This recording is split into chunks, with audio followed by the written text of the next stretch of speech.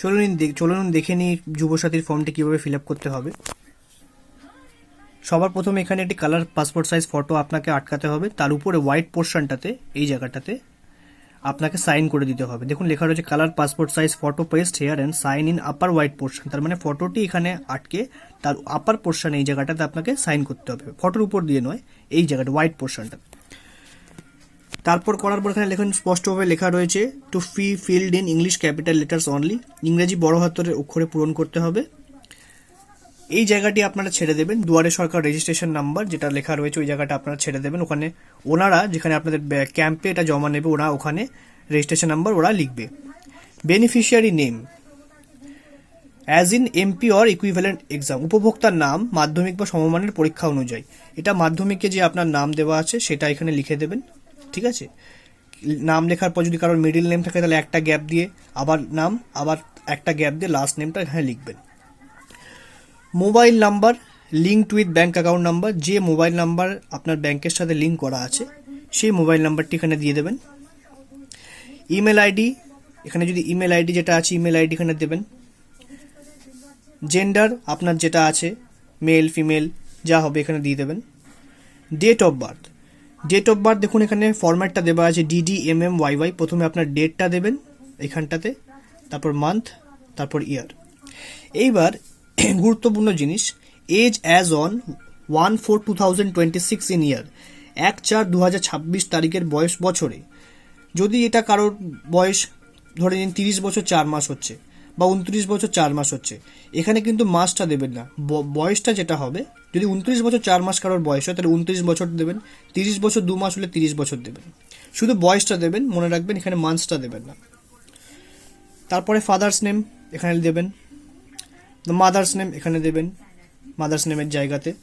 Spouse name, স্বামী বা স্ত্রীর নাম, যদি আপনি বিবাহিত হন তাহলে আপনার স্ত্রীর নাম, আমি স্বামী হলে স্ত্রীর নাম এখানে দেবে, স্ত্রী হলে স্বামীর নাম এখানে দেবে।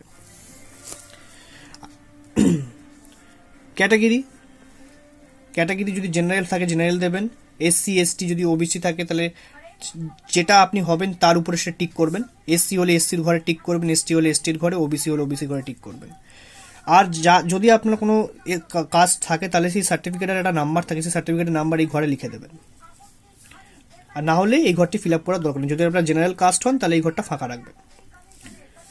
ম্যারিটাল স্ট্যাটাস বৈবাহিক অবস্থা, যদি আপনি আনম্যারিড হন এখানে টিক করবেন, উইডো হলে এখানে, ম্যারিড হলে এখানে, আর সেপারেটেড হলে এখানে, যেটা যার যার বৈবাহিক অবস্থা সেখানে সেই ঘরে সে টিক করবে। এবার আসি কন্ট্যাক্ট ডিটেলসে। হাউস বা প্রিমাইস নাম্বার, এখানে একটু কনফিউশন আছে, বাড়ির নাম্বার বা প্রাঙ্গণ নাম্বার, এখানে অনেকটা গ্যাপ দেওয়া আছে কিন্তু এখানে অ্যাড্রেস লেখা নেই, এখানে হাউস বা প্রেমাইস নাম্বার লেখা রয়েছে, তাই হাউস বা প্রেমাইস যে নাম্বারটা হবে সেই নাম্বারটাই শুধু এখানে দেবেন। ভিলেজ, টাউন, সিটি, আমি কলকাতা থেকে রয়েছি, কেউ গ্রাম থেকে রয়েছে, কেউ নগরী থেকে রয়েছে, সেটা যা হবে। আমি যেমনি সিটি কলকাতা করেছি, এখানে যদি কেউ ভিলেজ থেকে থাকেন সেই ভিলেজের নামটা এখানে দেবেন, টাউন থাকলে সেটা এখানে দেবেন। পোস্ট অফিসের নাম এখানে দেবেন, যেখানকে থাকেন সেখানে পোস্ট অফিসের নাম। জিপি বা ওয়ার্ড নাম্বার যা আছে সেই ওয়ার্ড নাম্বারটা এখানে দেবেন বা জিপি নাম্বার এখানে দেবেন। ব্লক, মিউনিসিপ্যালিটি, কর্পোরেশন, কেউ ব্লক থেকে থাকলে সেই ব্লকের নাম্বারটা এখানে মানে ব্লকের জিনিসটা লিখে দেবেন, কোন ব্লক থেকে আপনি রয়েছেন। মিউনিসিপ্যালিটি থাকলে KMC বা অন্য কোনো লিখে দেবেন এখানে, যে যেখানে থাকেন সেভাবে। কর্পোরেশন হলে কর্পোরেশন।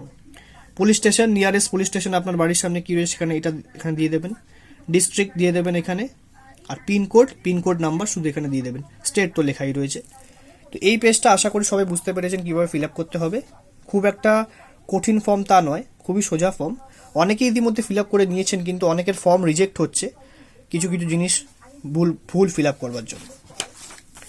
এবার হচ্ছে সেকেন্ড পেজে লেখা রয়েছে MP or equivalent examination details, মাধ্যমিক বা সমতুল্য পরীক্ষার বিবরণ। এইবার এখানে বোর্ড, মানে অনেকের West Bengal board of secondary education থাকে, কারো CBSE থাকে, কারো ICSE থাকে। তো যেটা বোর্ড, মনে করুন কারো WBBSC board, West Bengal board of secondary education, তার ঘরে টিক দেবেন এইখানটায়, এই যে ছোটো মতো জায়গাটা দেখছেন এখানে টিক দেবেন, আর এখানে বোর্ডের নামটাও লিখে দেবেন শর্টে। রোল নাম্বার, রোল যেটা আছে রোল এখানে দেবেন, নাম্বারটা এখানে দেবেন। মনে রাখবেন রোল কিন্তু এখানে এই জায়গাটা থেকে, আর নাম্বারটা এখানে আপনারা দেবেন। আর কোন ইয়ারে আপনারা পাস করেছেন সেই ইয়ারে আপনারা এটা দিয়ে দেবেন। কেউ 2010-এ পাস করেছে, 2012, কেউ 2014, তো এখানে ওটা দিয়ে দেবেন।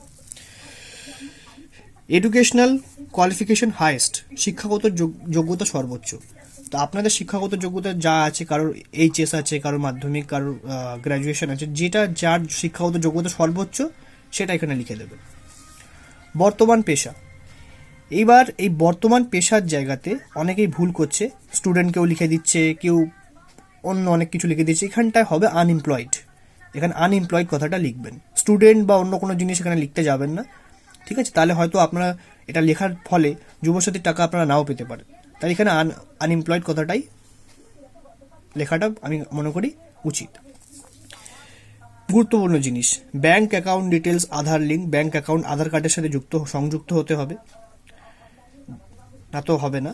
ব্যাংক নেম, আপনার ব্যাংক নেম যা আছে সেটা আপনারা এখানে লিখে দেবেন। কারোর আইসিএসসি আছে, কারোর স্টেট ব্যাংকও আছে, কারোর ব্যাংক অফ বরোদা আছে, যার যেটা ব্যাংক সেটা এই ঘরে ফিল আপ হবে। আর মনে রাখবেন একটা করে লিখবেন, একটুখানি একটা গ্যাপ দেবেন। ব্যাংক অফ বরোদা যদি কারোর থাকে তাহলে ব্যাংক লেখার পর একটু গ্যাপ, অফ লেখার পর আবার একটু গ্যাপ, তারপর বরোদা। স্টেট ব্যাংক অফ ইন্ডিয়ার ক্ষেত্রেও তাই। ব্যাংক ব্রাঞ্চ নেম, দেখবেন ব্যাংক পাসবইয়ের প্রথম পেজে ব্যাংক ব্রাঞ্চ নেম লেখা রয়েছে, সেই ব্রাঞ্চ নেমটা এখানে লিখে দেবেন। ব্যাংক অ্যাকাউন্ট নাম্বারটা, এইটাই হচ্ছে সব থেকে গুরুত্বপূর্ণ জিনিস। ব্যাংক অ্যাকাউন্ট নাম্বার যদি একটাও ভুল হয় তাহলে টাকা কিন্তু যুবসাথীর টাকা আপনার ব্যাংক অ্যাকাউন্টে আসবে না। তাই ব্যাংক অ্যাকাউন্ট নাম্বারটা ঠিক করে লিখবেন। আইএফএসসি কোডটাও খুব ভালোভাবে লিখবেন, দেখে শুনে, টাইম নিয়ে। এই দুটোই খুব ইম্পর্টেন্ট, এই দুটোর মাধ্যমেই কিন্তু টাকা আপনার যুবসাথীর টাকা আপনার ব্যাংক অ্যাকাউন্টে আসবে। তাই এই দুটো bank account number, IFSC code খুব ভালোভাবে এখানে ফিল আপ করবেন। এবার দেখুন লেখা রয়েছে, weather financial assistance receive from government except for any state provide financial assistance for educational benefit or scholarship. অন্য কোনো সরকারি সাহায্য পান কিনা রাজ্য সরকার প্রদত্ত শিক্ষাগত সুবিধা বা বৃত্তি ছাড়া, এটা কিন্তু না হবে। কেউ যদি এখানে ইয়েসে টিক করে তাহলে সে কিন্তু যুবসাথীর টাকা পাবে না।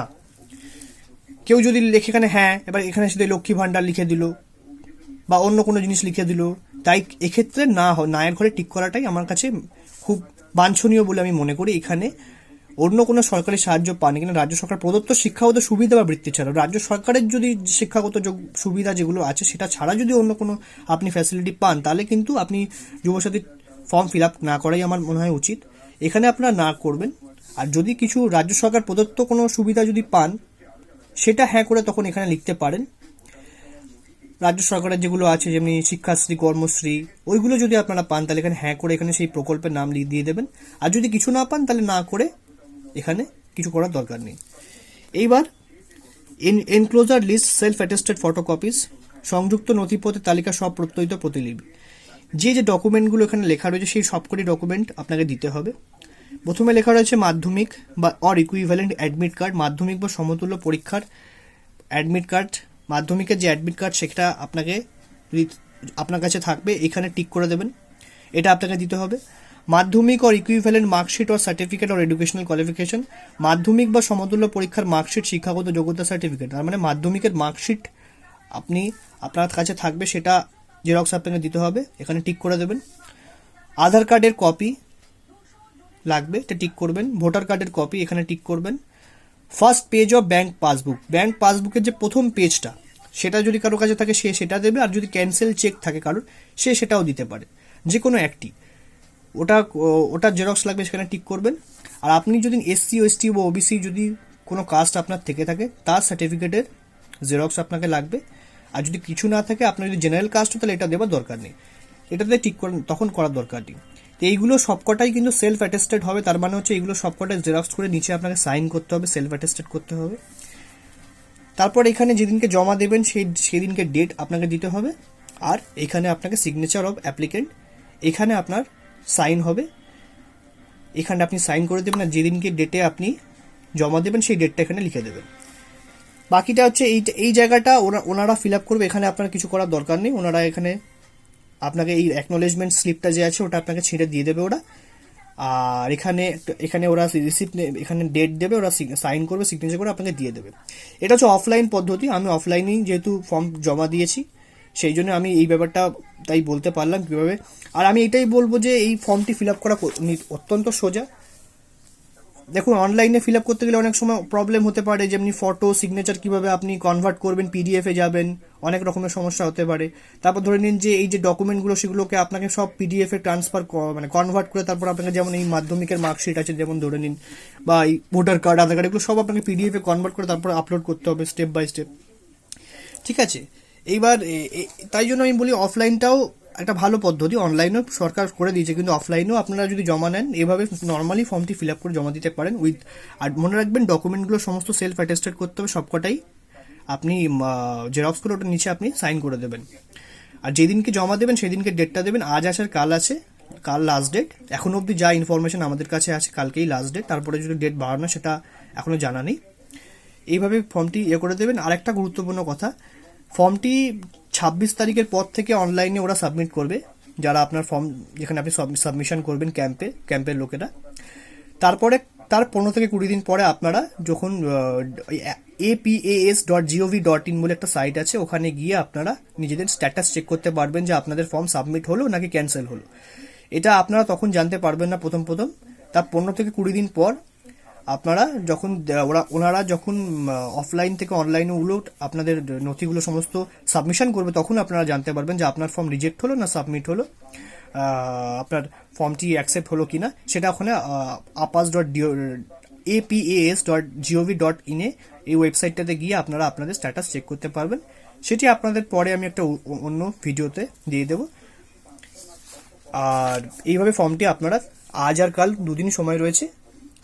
এখন অবধি অনেকেই ফর্ম ফিল আপ করে নিয়েছো, যারা এখনো করনি তার জন্যই আমি বিশেষ করে ভিডিওটি বানালাম। তাই এইভাবে ফর্মটি ফিল আপ করে আপনারা অ্যাজ সুন অ্যাজ পসিবল নিজেদের নিয়ারেস্ট ক্যাম্পে জমা দিয়ে দেবেন। আর ভিডিওটি যদি ভালো লাগে তাহলে একটি লাইক কমেন্ট করে দেবেন, আর ভিডিওটি শেয়ার করে দেবেন, যে এখনও অনেকের কাছে হয়তো ভিডিওটি পৌঁছায়নি। তো ভিডিওটি লাইক কমেন্ট আর শেয়ার করে দেবেন। আর কোনো ব্যাপার জানতে চাইলে কমেন্ট বক্সে জানিয়ে দেবেন। ধন্যবাদ।